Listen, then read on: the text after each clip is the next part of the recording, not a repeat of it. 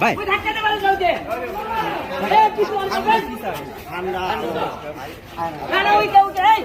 বেশি ক্ষমতা ক্ষমতা পেয়ে গেছে একদিন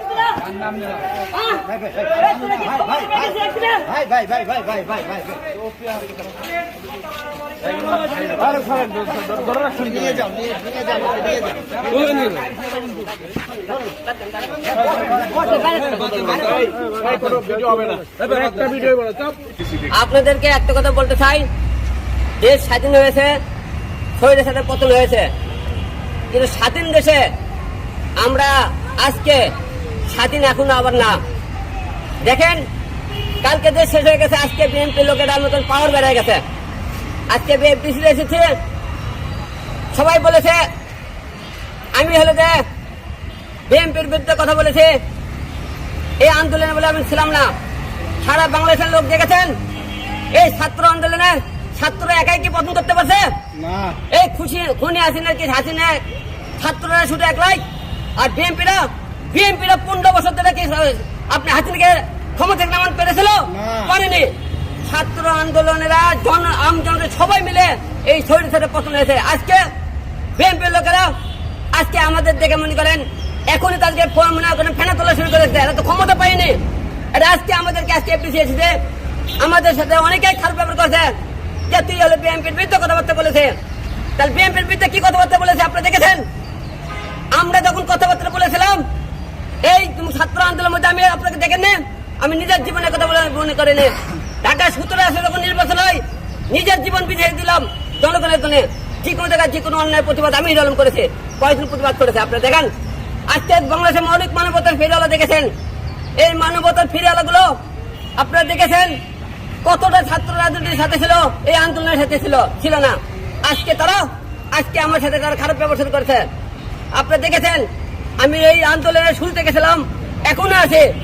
এবং আপনারা সবাই দেখেছেন যে বিএনপির টাইমে যখন যে রুল কমিটির মামলা করেছিলাম, এরকম মামলা আমরা নিজেরা কেউ করতে চাইনি। আপনি দেখেছেন পুলিশ প্রশাসনের উপর থেকে ডিবি থেকে আমাকে জোর করে করা হয়েছে।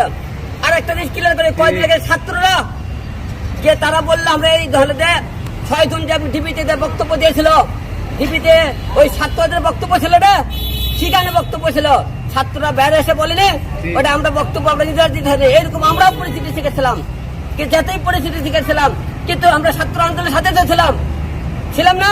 তাহলে আজকে তারা আপনারা একদিনে যে আপনারা রূপ চেঞ্জ করে ফেলে দিলেন, ক্ষমতা আপনারা পেলেন না। তাই এই দেশের সরকার বুঝতে পারছে এবং আপনার জনগণ বুঝতে পেরেছে আপনারা এখনই এরকম করতেছেন, ক্ষমতা পেলে আপনারা কি করবেন? তাই এখনো সময় আছে, হিংসা বিবাদ ভুলে দিন শেষে সবাই ভাই ভাই এই কথা বলবো সবাইকে। আলম ভাই, আপনি যেটা বলছিলেন যে ডিবি অফিস থেকে আপনাকে জোর করা হয়েছিল যে আপনি রুহুল কবির রিজভির নামে মামলা করেন, মানে এই ব্যাপারটা একটু ক্লিয়ার করুন, কারণ এই ব্যাপারটা আজকে আপনি প্রথম বলছেন, মানে এর আগে কখনো আপনি এই কথাটা বলেননি। এর আগে আপনাকে এই ধরনের প্রশ্ন করেননি। ওকে, এই প্রশ্নের উত্তর কি আপনারা চাইছিলেন? তাহলে আমি কেমন এই প্রশ্নের উত্তর একটু আগে দিয়ে দিচ্ছি নামে কেন করেছিলাম, কি কারণে চাপের মুখে আমরা সবাই করেছিলাম, দেখছেন তো আপনারা। কিন্তু ওই সময় কি চাপের মুখে আপনি পড়েছিলেন, মানে এই ব্যাপারটা একটু যুক্ত করবেন। সেই টাইমে আমরা যদি চাপের মুখে না করি তারা আমাকে মামলা দিয়ে 14 থেকে ভরে রাখছে, এই কথা আমাকে হুমকি দেওয়া হয়েছিল। তুই জেলে থাকতে চাস, বাড়ি থাকতে চাই, বুঝতে পারছেন? এবং একটু আন্দোলন নিয়ে জানতেই চাই যে এবারের আন্দোলনে আপনি সবসময় সরব ছিলেন এবং সবসময় আপনি কথা বলেছেন এবং সবসময় তাদের পাশে ছিলেন, সেই জায়গা থেকে আজকে এফডিসি থেকে আপনাকে ঘাড়ে ধাক্কা দিয়ে বের করে দেওয়ার মতো একটা অবস্থা, মানে এই ব্যাপারটা কতটা দুঃখ পেয়েছেন আমি একটু জানতেই চাই আপনার কাছে। অবশ্য আমরা দুঃখজনক, লজ্জাজনক, এই ছাত্র আন্দোলনের শুরু থেকে ছিলাম, লাস্টেও ছিলাম, এখনো আছে।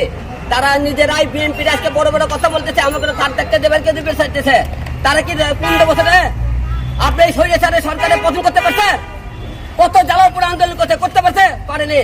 ছাত্র সমাজ, আমজনতা সবাই মিলে কিন্তু এই স্বৈরাচারের পতন করাইছে।